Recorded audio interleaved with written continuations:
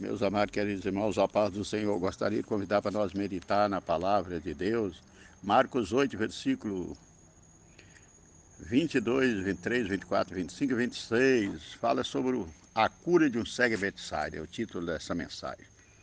E chegou a Betsaida e trouxeram-lhe um cego, rogaram que ele tocasse. E tomando o cego pela mão, levou-o para fora da aldeia e cuspindo-lhe nos olhos, impondo-lhe as mãos, perguntou se via alguma coisa. E levantando ele os olhos, disse: Vejo os homens, pois os vejo como árvore que anda.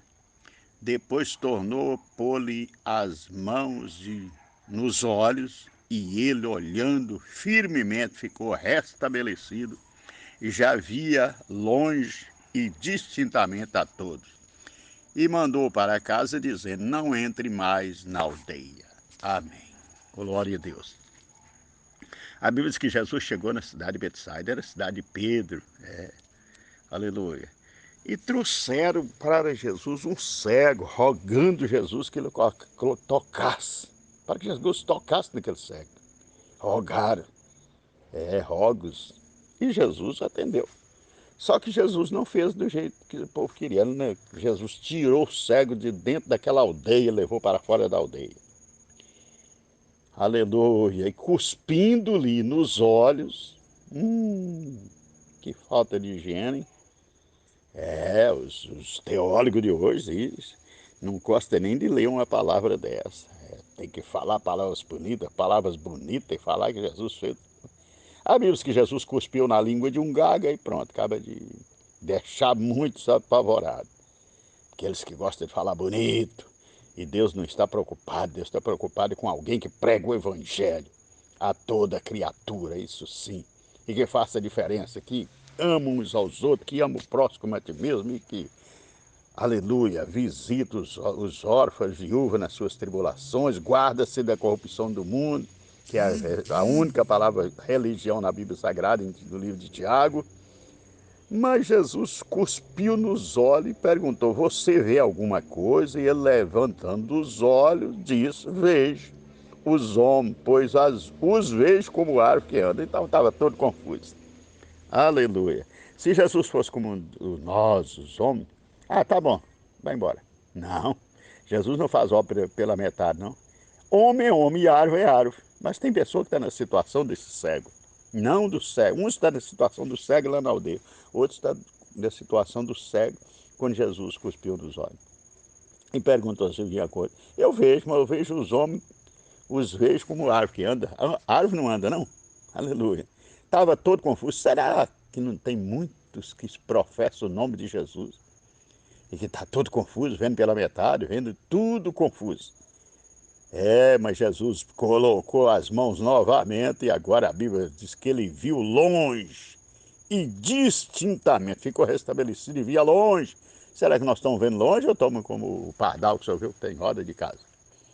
Não, o crente é chamado como águia, visão de águia. Se o homem tivesse a visão de águia, poderia ler um jornal a 500 metros de distância, meio quilômetro. Você pode colocar um jornal a meio quilômetro e lê-lo. Essa é a visão de águia. Não é de pardal não, aleluia. Mas tem muitos confusos, está nessa situação.